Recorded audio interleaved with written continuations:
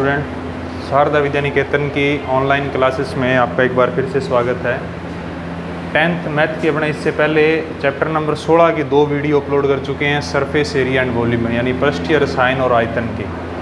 दोनों वीडियो के अंदर आपको मैं दोबारा बता दूं कि पहली वीडियो थी उसके अंदर जो स्ट्रक्चर बन रही थी अपने पास घनाभ और घन की थी, और सेकंड वीडियो के अंदर जी अपने पास स्ट्रक्चर जो अपने देखी थी वो बेलन और दूसरी थी अपने पास शंकु की यानी सिलेंडर और कौन की। उसके अंदर अपने जैसे क्वेश्चन को कैसे सेटअप करना है, कहाँ से उसका आयतन निकलेगा, कहाँ से उसका पृष्ठीय क्षेत्रफल निकलेगा, कहाँ से उसका आधार का क्षेत्रफल निकलेगा, वो सारी चीज़ें देखी थी। अब देखिए अपने पास 2 स्ट्रक्चर और आती है इसकी थर्ड पार्ट के अंदर आज अपने बात करें तो एक तो होता है गोला, ठीक है, जिसको वो शेप होती है राउंडर, और एक होता है अर्धगोला। दोनों के पहले आप फॉर्मूले देखोगे और इससे पहले की जो वीडियो थी उसी के अकॉर्डिंग अपने बाद में इसके जो एग्जाम्पल है वो करेंगे। देखो, गोला एक ऐसी स्ट्रक्चर होती है, एक ठोस गोला होता है जिसकी केंद्र से लेकर दोनों तरफ अगर लाइन काटती है परिधि पर तो उसका व्यास या डी कहलाती है। तो अपने व्यास को डी से लिखते हैं और त्रिज्या जो आर का मान होगा वो d/2 होता है। इसके बाद देखो, गोले का संपूर्ण पृष्ठीय क्षेत्रफल, गोले का संपूर्ण पृष्ठीय क्षेत्रफल होता है 4πr²। चलने दे चाहे इसको। गोले का संपूर्ण पृष्ठीय क्षेत्रफल 4πr² होता है, ठीक है। इसके बाद आता है गोले का आयतन। गोले का आयतन आएगा जी 4/3πr³, 4/3πr³। हाँ जी, अगर देखो गोलीय कोष होता है, खोखला गोला होता है, जैसे बेलन के अंदर देखिए स्ट्रक्चर खोखला बेलन, वैसे ही गोलीय कोष यानी खोखला गोला होता है। का पृष्ठीय क्षेत्रफल अगर आप देखोगे तो वो क्या होगा 4πr1² - r2², 4πr1² - r2², ठीक है। और इसके बाद आता है गोलीय कोष का आयतन। गोलीय कोष का आयतन क्या आएगा, देखो गोलीय कोष यानी खोखली जो संरचना होती है, इसके जो बीच का भाग है, इसी के ऊपर मैं दोबारा आपको संरचना बता रहा हूँ। ये जो बीच का पार्ट आपको दिख रहा है, ये इसके अंदर कोई पार्ट नहीं होता, ये ठोस नहीं होता, यानी ऊपर की संरचना ठोस होगी, अंदर की स्ट्रक्चर ठोस होगी, बीच का जो पार्ट होता है वो खाली होता है, ये गोलीय कोष कहलाता है। इस केंद्र से लेकर बाहर की त्रिज्या r1 होती है जो बड़ी वैल्यू होगी, और सेंटर से लेकर अंदर की त्रिज्या r2, हमेशा r1 का मान ज़्यादा होगा r2 से। गोलीय कोष का आयतन क्या होगा, देखो 4/3πr1³ - r2³। ये खोखला गोला या फिर गोलीय कोष का आयतन होता है 4/3πr1³ - r2³। ये तो थे अपने गोले के आयतन वगैरह। देखो इसके बाद आता है अर्धगोला। तो अर्धगोले का पृष्ठीय क्षेत्रफल, अगर जहाँ पृष्ठीय लिखा हो, इससे पहले 2 दिनों की वीडियो मैंने देखा था, जहाँ पृष्ठीय हो उसका अर्थ वक्र पृष्ठ होता है, यानी पार्श्व पृष्ठ आपको बोलते हैं। अर्धगोले का पृष्ठीय क्षेत्रफल क्या बनेगा जी 2πr²। और अर्धगोले का संपूर्ण पृष्ठीय क्षेत्रफल क्या बनेगा, अर्धगोले का जो संपूर्ण पृष्ठीय क्षेत्रफल होगा वो बनेगा 3πr²। संपूर्ण पृष्ठीय क्षेत्रफल जहाँ तक धुंधला होता दिखे ना, हाँ, अर्धगोले का पृष्ठीय क्षेत्रफल जिसको अपने वक्र पृष्ठ बोलते हैं 2πr²। अर्धगोले का संपूर्ण पृष्ठीय क्षेत्रफल होता है 3πr²। ऐसे ही अगर आप अर्धगोले का आयतन निकालो तो गोले का आयतन था अपने पास 4/3πr³, तो अर्धगोले का जो आयतन होगा वो 2/3πr³ बनेगा, 2/3πr³।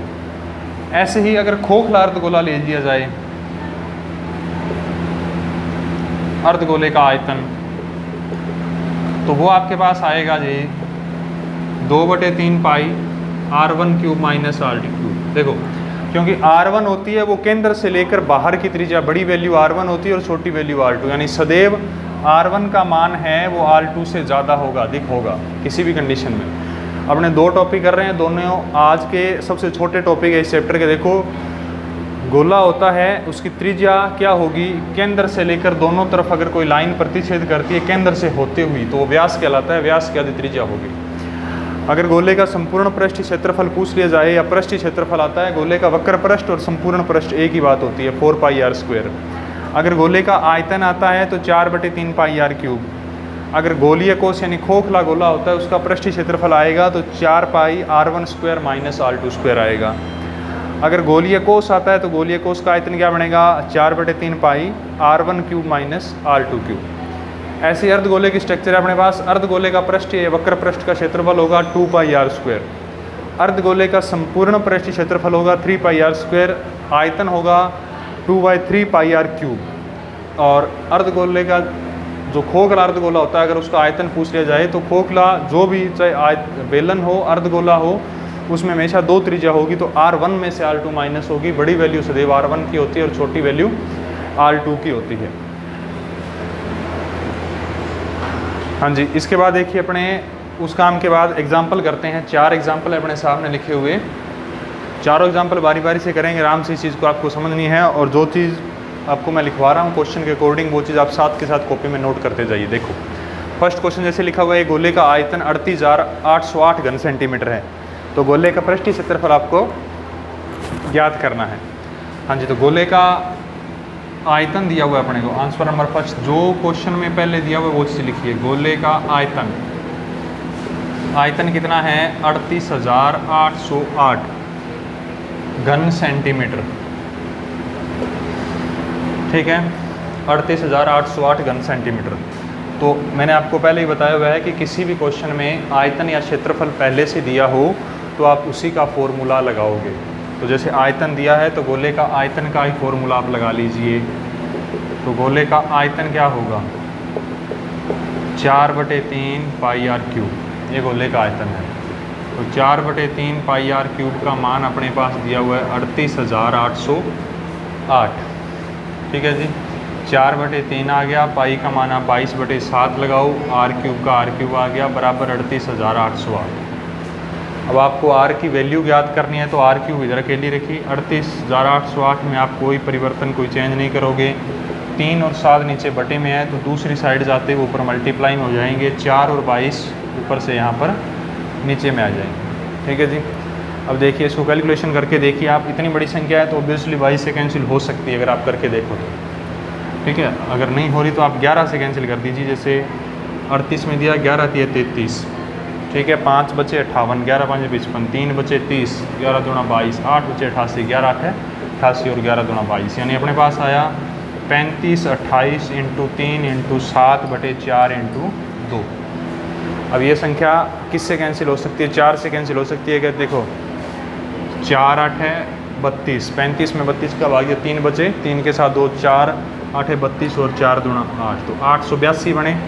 882 को फिर आप 2 से भी कैंसिल कर सकते हो।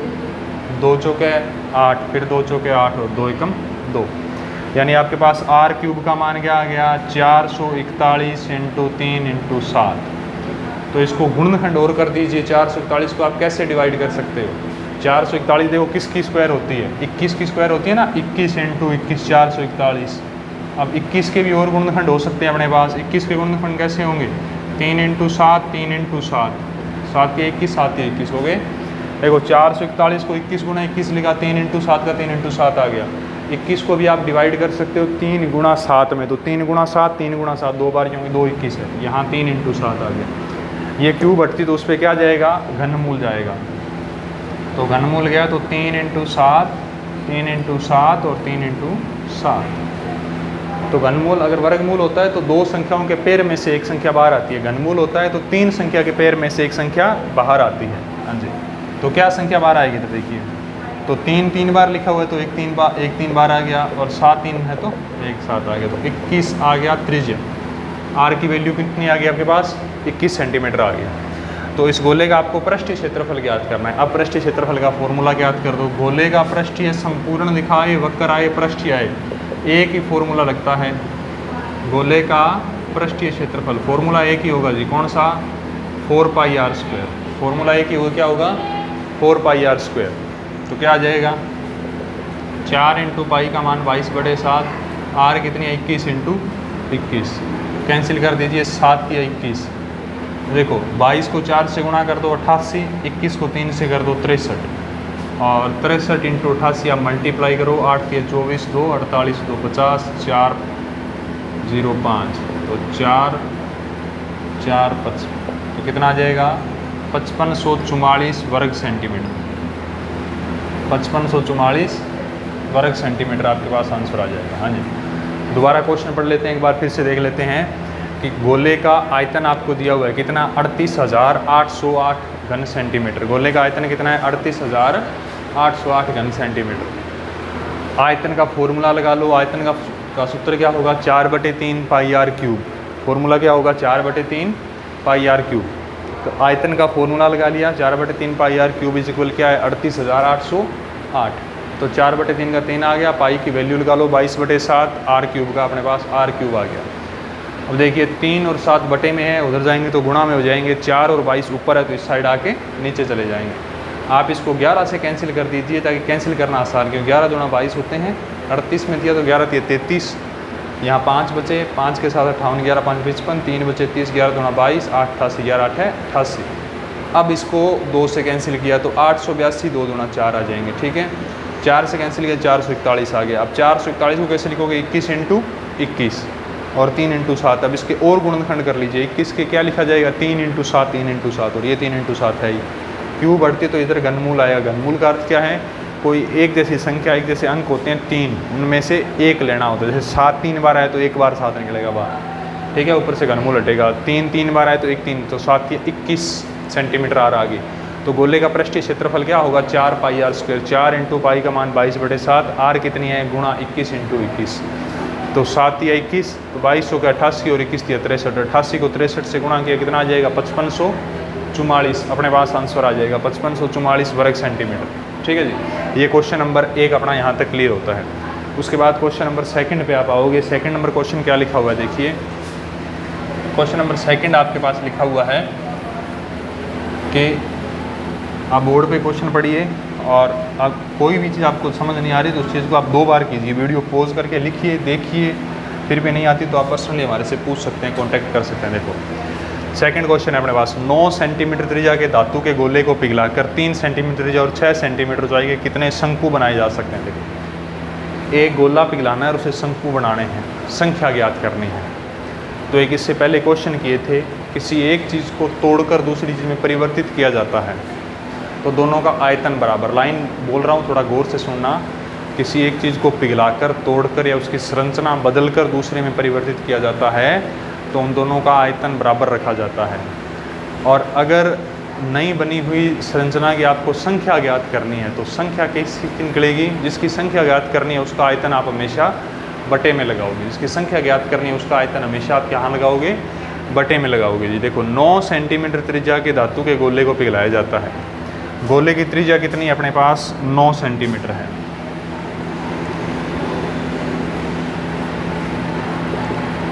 गोले की त्रिज्या आर कितनी है अपने पास 9 सेंटीमीटर है।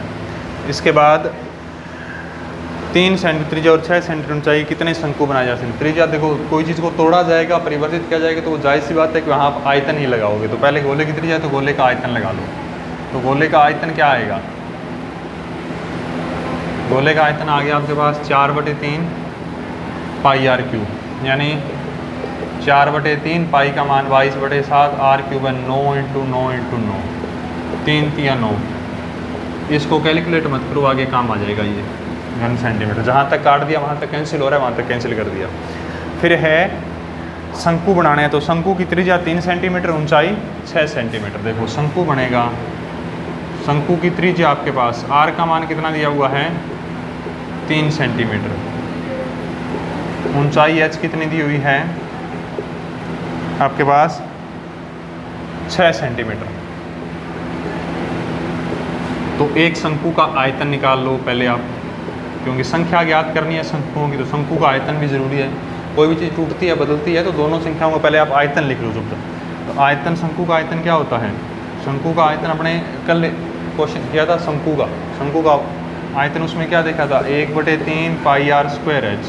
क्या था 1/3 पाई आर स्क्वायर एच। तो 1/3 पाई का मान 22/7, आर कितनी है 3 × 3, स्क्वायर एच कितनी है 6। 3 से 3 कैंसिल हो गया। यहाँ आ गया जी घन सेंटीमीटर। यहाँ क्या आ जाएगा, घन सेमी आ जाएगा। आपको ज्ञात क्या करना है, कितने शंकु बनाए जा सकते हैं, शंकुओं की संख्या ज्ञात करनी है। किसकी संख्या ज्ञात करनी है? शंकुओं की संख्या। तो शंकु की संख्या ज्ञात करने के लिए क्या लगेगा? आपको मैंने पहले क्वेश्चन करवाया हुआ था, यहाँ से एक पॉइंट आपको गौर रखना है कि जिसकी आपको संख्या ज्ञात करनी हो उसका आयतन सदैव बटे में भाग में लिया जाएगा। आयतन उसका सदैव भाग में लिया जाएगा। तो शंकु का आयतन बटे में आएगा और ऊपर आयतन किसका आएगा? बची हुई संरचना कौन सी है? गोले का आयतन। ऊपर आएगा आपके पास गोले का आयतन। हाँ जी, तो गोले का आयतन के जो फॉर्मूला लगा था वो क्या आया था? अपने पास क्या बच गया था? 4 × 22/7, क्योंकि 3 तो कैंसिल हो ही गया था, इंटू 3 × 9 × 9 बटे में शंकु का आयतन क्या आ रहा था?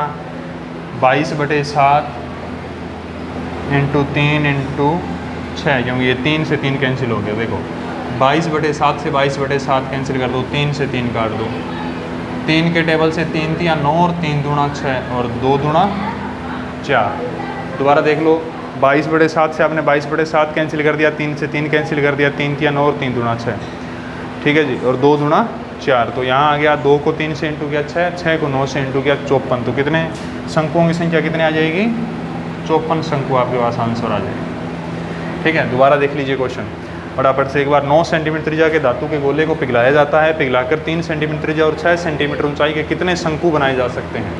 धातु के गोले को पिघलाना है और शंकु बनाने हैं। तो आप इस चीज़ की गौर रखिए कि किसी चीज़ को तोड़कर दूसरी स्ट्रक्चर में परिवर्तित किया जाता है या आपसे संख्या पूछी जाए, तोड़ा जाता है, पिघलाया जाता है, तो आप हमेशा आयतन लगाओगे। तो गोले का आयतन क्या लगेगा? 4/3 πr³। तो 4/3 पाई का मान 22/7, r का मान 9 × 9 × 9। तो कैंसिल करोगे, जितना जहाँ तक आपके पास से कैंसिल होता जा रहा है उतना आप इस चीज़ को कैंसिल करते जाइए। फिर देखिए ये शंकु की त्रिज्या है। शंकु की त्रिज्या r कितनी है? 3 सेंटीमीटर। ऊंचाई कितनी है? 6 सेंटीमीटर। तो आप शंकु का आयतन लगा लीजिए। शंकु का आयतन कैसे लगेगा? शंकु का आयतन लगेगा जी 1/3 πr² है। 1/3 पाई का मान 22/7, r², r का मान 3 × 3, h कितनी है? 6, तो h का मान 6 आ गया। ठीक है, तो 3 से 3 कैंसिल हो गया। जितना कैंसिल हो रहा है उतना कैंसिल कर दीजिए। फिर आपको संख्या ज्ञात करनी है। तो जिस चीज़ की संख्या ज्ञात करनी होती है उसका आयतन सदैव बटे में आता है। शंकुओं की संख्या ज्ञात करनी है तो एक शंकु का आयतन बटे में आएगा। ऊपर किसका आयतन जाएगा? गोले का आयतन। शंकु का आयतन बटे में, ऊपर गोले का आयतन लगा दिया। तो 22/7 से 22/7 कैंसिल, 3 से 3 कैंसिल और 3 × 9 और 3 दूना 6, 2 दूना 4। इनको इंटू करोगे तो आंसर कितना आ जाएगा आपके पास जी? 54 शंकु इसका उत्तर आ जाएगा। ठीक है, हाँ जी। क्वेश्चन नंबर 3 देख लीजिए फटाफट। आप क्वेश्चन को पढ़ते जाइए गौर से, ये चीज़ साथ के साथ नोट करिए और समझिए इन चीज़ों के। ऐसे एग्जाम्पल दिए मैं बहुत से, जब चीज़ें तोड़ी जाती है, कन्वर्ट की जाती है या एक चीज़ से दूसरी चीज़ बढ़ाई जाती है तो आयतन इक्वल रखिए, क्वेश्चन करके देखिए।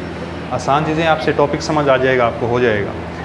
3rd क्वेश्चन लिखा हुआ है 6 सेंटीमीटर, फिर कोमा 8 सेंटीमीटर, फिर 10 सेंटीमीटर व्यास की धातु की 3 गोलियों को पिघलाकर एक गोली तैयार की गई। देखो 3 गोलियों को से एक गोली बनाई जाती है। तो एक साइड 3 गोलियों का आयतन है, बराबर एक गोली का आयतन है।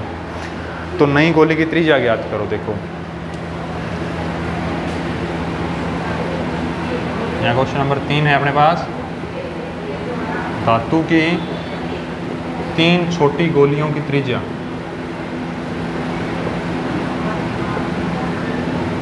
त्रिज्या में r1 अपने पास कितने दी हुई है? सॉरी, व्यास दिया हुआ है। व्यास कितना दिया हुआ है पहले का? गोलियों का व्यास, पहले का व्यास दिया आपके पास 6 सेंटीमीटर। व्यास की आधी त्रिज्या क्या हो जाएगी?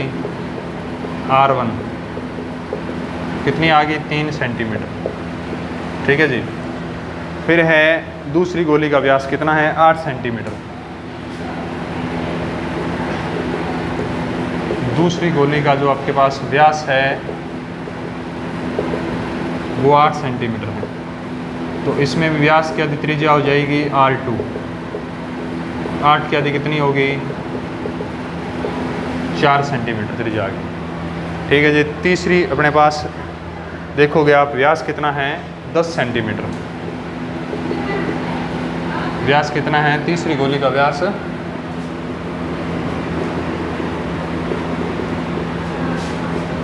तीसरी गोली का आपको व्यास दिया हुआ है 10 सेंटीमीटर। तो व्यास की आधी इसमें भी त्रिज्या हो जाएगी। त्रिज्या कितनी है? r3 10/2 कितनी आ जाएगी?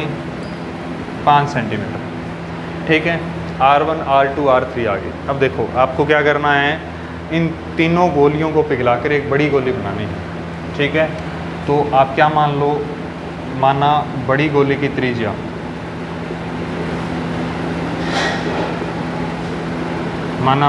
त्रिज्या क्या है, कैपिटल R है, जो आपको ज्ञात करनी है। तो तीन गोलियों को पिघलाकर नई गोली बनाने पर क्या होगा, तीन छोटी गोलियों का आयतन बराबर आ जाएगा एक बड़ी गोली का आयतन। यानी तीन गोलियों को अगर आप पिघलाकर एक बड़ी गोली बनाओगे, एक बड़ी गोली बनाने पर तीन, यानी उन तीनों चीज़ों को मिलाकर एक बड़ी गोली बनानी है, तो तीन छोटी गोलियों का आयतन बराबर एक बड़ी गोली का आयतन। तो क्या लिखा जाएगा, तीन छोटी गोलियों का आयतन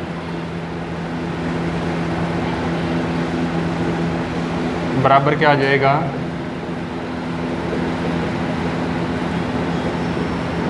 बड़ी गोली का आयतन। यानी तीन छोटी गोलियों का आपके पास आयतन आ जाएगा, इधर इक्वल आ जाएगा बड़ी गोली का आयतन।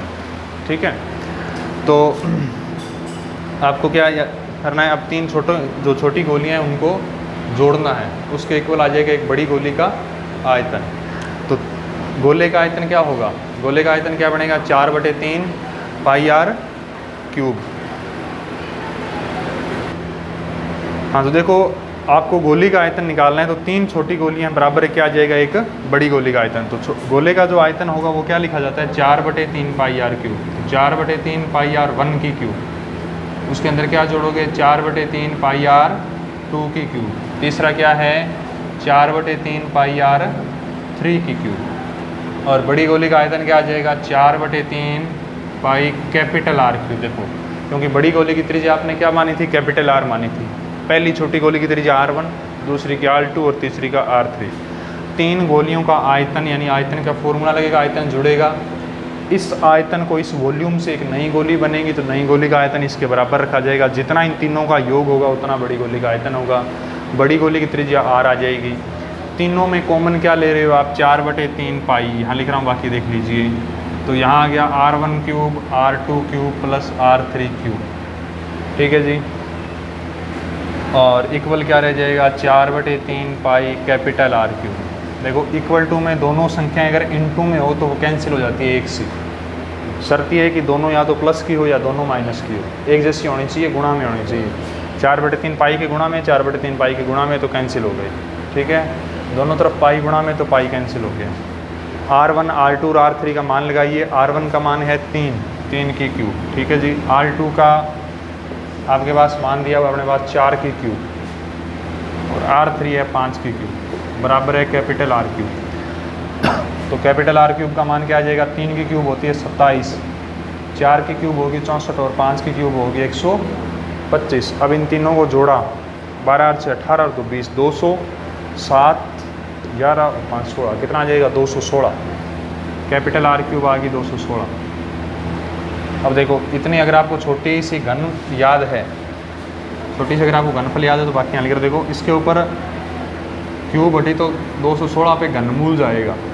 तो 216 का घनमूल क्या है, 6 सेंटीमीटर। तो बड़ी गोली की त्रिज्या कितनी आ जाएगी अपने पास, 6 सेंटीमीटर आ जाएगी। दोबारा देख लीजिए क्वेश्चन एक बार गौर से।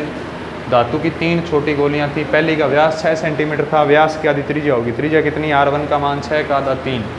दूसरी गोली का व्यास 8 सेंटीमीटर, व्यास की आधी त्रिज्या 8/2, कितनी हो जाएगी, 4 सेंटीमीटर। तीसरी गोली का व्यास 10 सेंटीमीटर, त्रिज्या हो जाएगी R3 10/2, 5 सेंटीमीटर।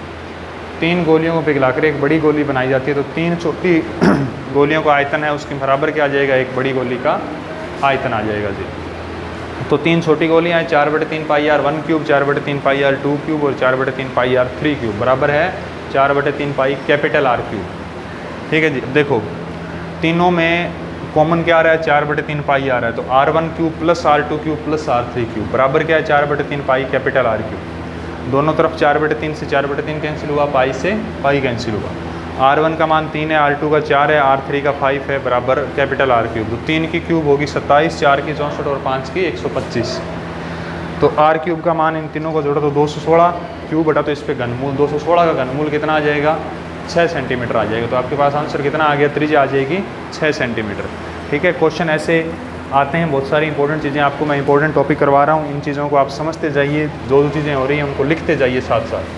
ठीक है, जो आपको टॉपिक हो रहा है या काम चल रहा है उसके जैसे एग्जाम्पल आपको पहले बहुत से दिए हुए हैं, उन एग्जाम्पल को आप पूरा कीजिए, टॉपिक करते जाइए, तब आपको चीज़ें आसानी से समझ आती जाएगी। अगला एग्जाम्पल देखो, एग्जाम्पल नंबर 4 अपने सामने है। एग्जाम्पल नंबर 4, चौथा एग्जाम्पल यहाँ लिखा हुआ है, 10 सेंटीमीटर त्रिज्या के धातु के गोले से समान त्रिज्या के 8 गोले बनाए जाते हैं। इस प्रकार बने प्रत्येक गोले का पृष्ठीय क्षेत्रफल। देखो क्वेश्चन की लाइनिंग आपको समझनी है।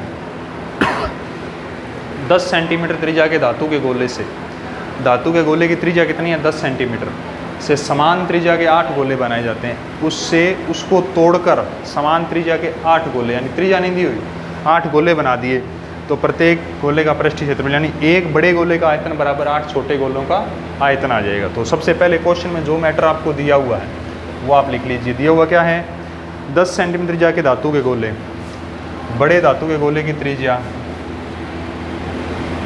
बड़े धातु के गोले की त्रिज्या, इसको मैं कैपिटल आर से लिख रहा हूँ, कितनी है 10 सेंटीमीटर। तो इसका देखो, एक चीज़ से जब आप चीज़ें टूटकर बनती हैं दूसरी, तो हमेशा उनका आयतन या वॉल्यूम इक्वल आता है। तो धातु के गोले का आयतन क्या आएगा, 4/3 पाई आर क्यूब। हाँ जी, तो बड़े धातु के गोले का आयतन आ गया आपके पास 4/3 पाई आर क्यूब। 4/3 पाई का मान 22/7 आ गया। आर का मान कितना है आपके पास 10 × 10 × 10 घन सेंटीमीटर। ठीक है, अब इससे बनाए जाते हैं 8 छोटे गोले। तो समान त्रिज्या वाले 8 छोटे गोलों में से प्रत्येक की त्रिज्या आप कैपिटल आर मान लो, त्रिज्या नहीं दी हुई आपको। ठीक है, यानी समान त्रिज्या वाले 8 गोलों में से प्रत्येक की त्रिज्या आप क्या मानी, स्मॉल आर। इस चीज़ को आप मान के चल रहे हो, सपोज कर रहे हो। ठीक है, तो एक बड़े गोले से टूटता है तो 8 छोटे गोलों का आयतन बराबर। तो क्या लिखा जाएगा, यहाँ लिख रहे हैं अपने, एक बड़े गोले का आयतन बराबर आ जाएगा 8 छोटे गोलों का आयतन।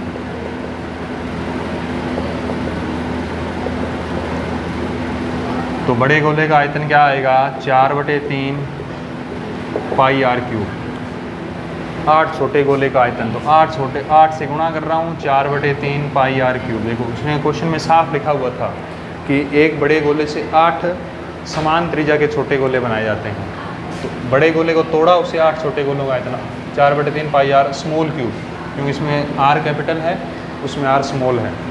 तो दोनों तरफ क्या हो जाएगा, 4/3 से 4/3 कैंसिल। ठीक है, अपने पास पाई से पाई कैंसिल, तो आर क्यूब क्या बच गया, आर क्यूब बराबर 8 r cube, small r cube. Capital r का मान कितना अपने पास 10 की क्यूब, 8 × आर की क्यूब।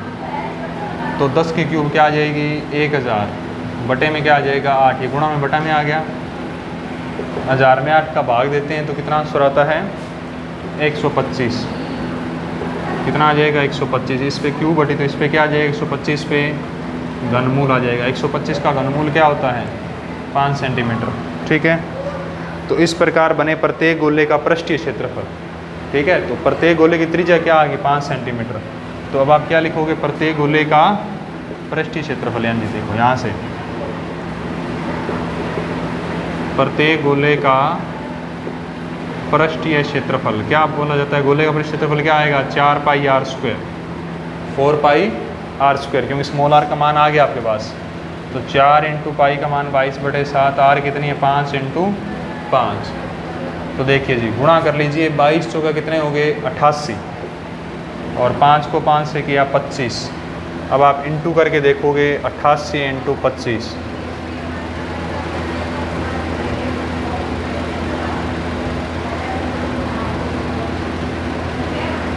कितना आ जाएगा 2200।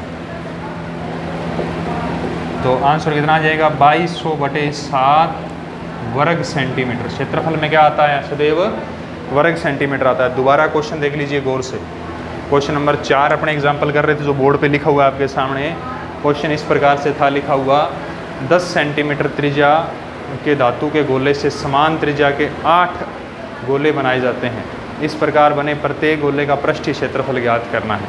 ठीक है, 10 सेंटीमीटर त्रिज्या के धातु के गोले से, एक बड़े गोले की त्रिज्या कितनी है 10 सेंटीमीटर, त्रिज्या कैपिटल R 10 सेंटीमीटर है। तो आपको बड़े धातु के गोले का आयतन ज्ञात करना है। देखो एक चीज़ से अगर दूसरी चीज़ बनती है तो आयतन बराबर आता है। बड़े धातु गोले की त्रिज्या 10 सेंटीमीटर है तो बड़े धातु गोले का आयतन आपने निकाला 4/3 पाई r³। 4/3 पाई का मान 22/7, r है 10 × 10 × 10। अब इससे समान त्रिज्या के 8 गोले बनाए जाते हैं। तो समान त्रिज्या के 8 गोलों में से प्रत्येक की त्रिज्या स्मॉल r मान ली। अब लिखा हुआ है एक बड़े गोले से 8 छोटे गोले, तो एक बड़े गोले का आयतन बराबर 8 छोटे गोलों का आयतन। तो 8 से इंटू कर दिया, छोटे गोले की त्रिज्या स्मॉल r है। 4/3 गुणा में पाई गुणा में दोनों कैंसिल। r का मान 10³ 8 × स्मॉल r³।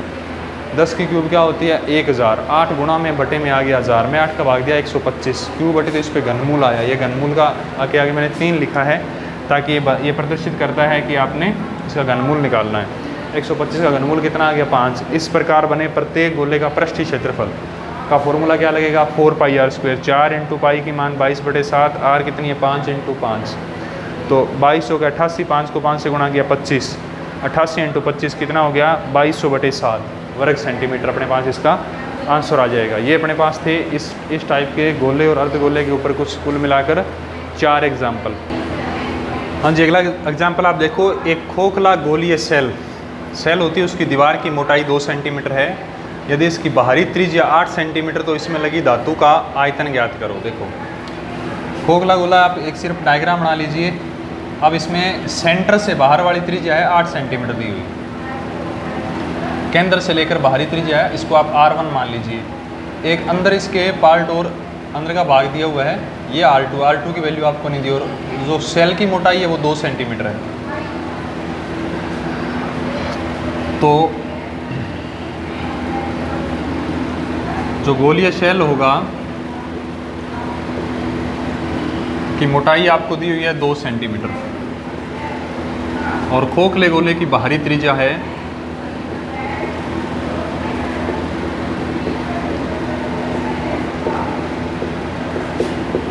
आपके पास 8 सेंटीमीटर। बाहरी त्रिज्या लिखी जाती है सदैव r1 से। अब देखो आंतरिक त्रिज्या अगर आपको r2 निकालना है तो इस 8 में से ये 2 माइनस कर दो। गोल सेल की जो मोटाई दिख रही है आपको, क्योंकि ये सेंटर से लेकर बाहर वाली वॉल तक जो इसकी लंबाई बन रही है अपने पास 8 सेंटीमीटर है, और इसकी वॉल जो आपको सेल दिखाई दे रहा है अंदर का, ये सेल की मोटाई 2 सेंटीमीटर। तो अंदर की त्रिज्या ज्ञात करने के लिए इस पूरी में से अगर ये आप 2 सेंटीमीटर माइनस कर दोगे तो आंतरिक त्रिज्या आ जाएगी आपके पास। तो खोखले गोले की आंतरिक त्रिज्या जिसको अपने r2 बोलते हैं, आंतरिक त्रिज्या क्या हो जाएगी r2 बोलोगे आप इसको 8 - 2 कितनी आ गई अपने पास 6 सेंटीमीटर। आपको ज्ञात करना है इसमें लगी धातु का आयतन। आपसे वहाँ धातु का आयतन की बजाय सीधा लिख लिया जाता है कि धातु ज्ञात कीजिए, तो भी आपको आयतन ही ज्ञात करना था। तो खोखले गोले का आयतन आप देखोगे, फॉर्मूला आपको याद होना चाहिए। बिना फॉर्मूले के इस चैप्टर के कोई भी आपको कोई क्वेश्चन है वो आप नहीं समझ पाओगे।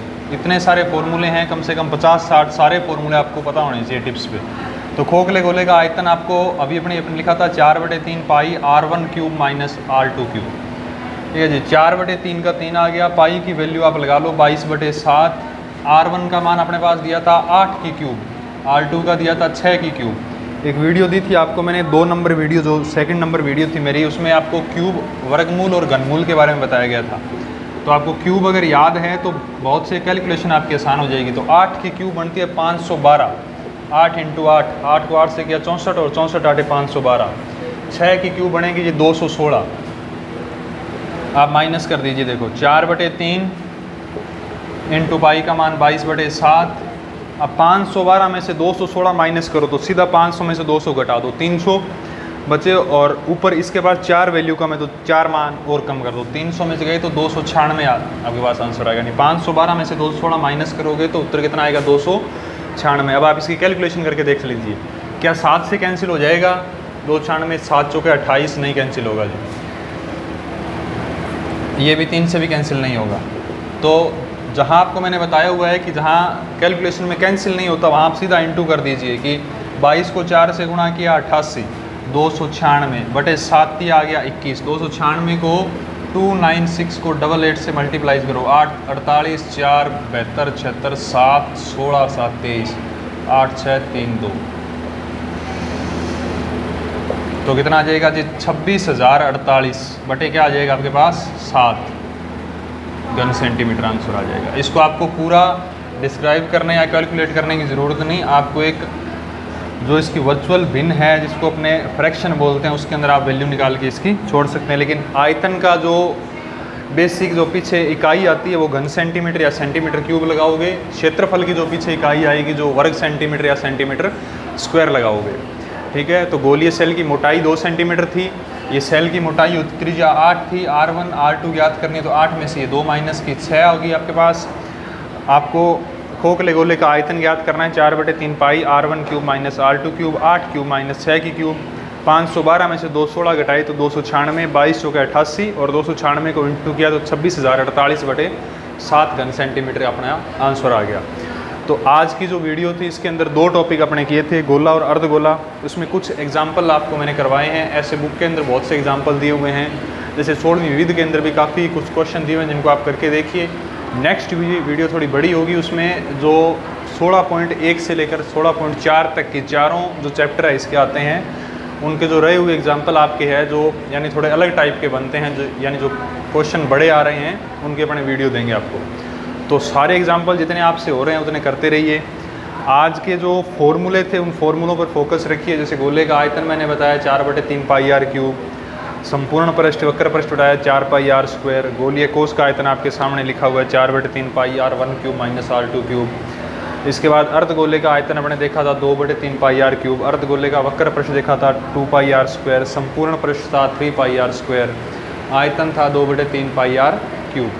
ठीक है, तो जो चीज़ आपको समझ नहीं आ रही उसको अगर आप वीडियो को पॉज करके दोबारा लिख के क्वेश्चन को 2-3 बार कीजिए, क्योंकि पहली बार अगर आप क्वेश्चन करने बैठोगे तो हो सकता है कैलकुलेशन के अंदर भी मिस्टेक हो जाए या चीज़ें आपके समझ कम आए।